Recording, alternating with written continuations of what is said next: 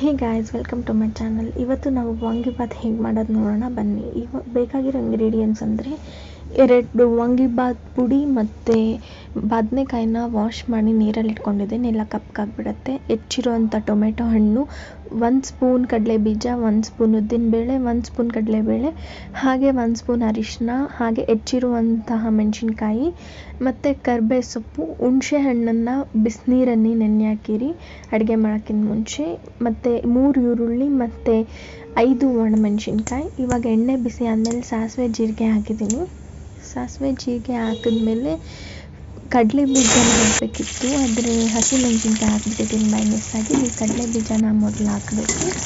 ಕಡಲೆ ಬೀಜ ಹಾಕಿದ್ಮೇಲೆ ಮೆಣಸಿನ್ಕಾಯಿ ಹಾಕಿ, ಅದನ್ನ ಹಾಕಿದ್ಮೇಲೆ ಅದೊಂದು ಸ್ವಲ್ಪ ಕಡಲೆ ಬೀಜ ಕಲರ್ ಚೇಂಜ್ ಆದಮೇಲೆ ನೀವು ಹಸಿಮೆಣಸಿನ್ಕಾಯಿ ಮತ್ತು ಒಣಮೆಣಸಿನ್ಕಾಯಿ ಒಟ್ಟಿಗೆ ಆ್ಯಡ್ ಮಾಡ್ಕೊಳ್ಳೋಣ.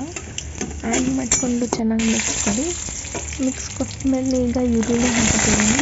ಈರುಳ್ಳಿ ಹಾಕಿದ್ಮೇಲೆ ಅದನ್ನು ಒಂಚೂರು ಕಲರ್ ಚೇಂಜ್ ಆಗೋವರೆಗೂ ಮಿಕ್ಸ್ ಮಾಡಿಕೊಡಿ.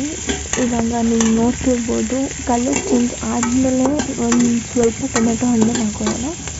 ಇವಾಗ ಇನ್ನೂ ಕಲರ್ ಚೇಂಜ್ ಆಗಿಲ್ಲ.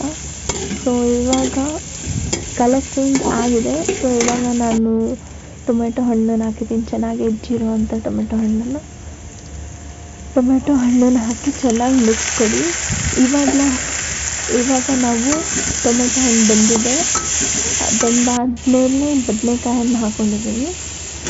ಬದನೆಕಾಯಿ ಹಾಕಿ ಉಪ್ಪು ಹಾಕಿ ಅದನ್ನು ಹಾಗೆ ಉರಿರಿ. ಬದನೆಕಾಯಿ ಸಾಫ್ಟ್ ಆದಮೇಲೆ ನೀರು ಹಾಕಿ ಅರಿಶಿನ ಹಾಕಿ ಕುದಿಸಿ. ಇವಾಗ ನೋಡ್ತಿರ್ಬೋದು ನೀವು, ಚೆನ್ನಾಗಿ ಬದನೆಕಾಯಿನ ಹಾಗೆ ರೋಸ್ಟ್ ಮಾಡ್ಕೊಳ್ಬೇಕು, ಏನು ನೀರು ಹಾಕ್ದಲೇ. ಅದೆಲ್ಲ ರೋಸ್ಟ್ ಆದಮೇಲೆ ಒಂಚೂರು ನೀರು ಹಾಕಿ ಅರಿಶಿನ ಹಾಕಿ ಇವಾಗ ವಾಂಗಿಬಾತ್ ಪುಡಿ ಆ್ಯಡ್ ಮಾಡ್ತಿದ್ದೀನಿ.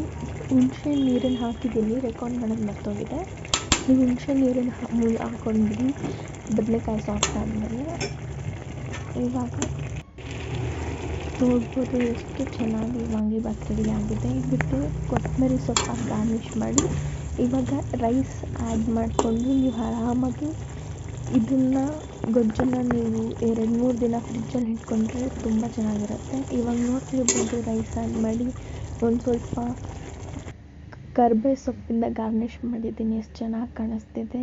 ಇದೇ ಥರ ರೆಸಿಪಿ ಬೇಕಾದರೆ ನಮ್ಮ ಚಾನಲ್ನ ಸಬ್ಸ್ಕ್ರೈಬ್ ಮಾಡಿ, ಲೈಕ್ ಮಾಡಿ, ಶೇರ್ ಮಾಡಿ. Thank you.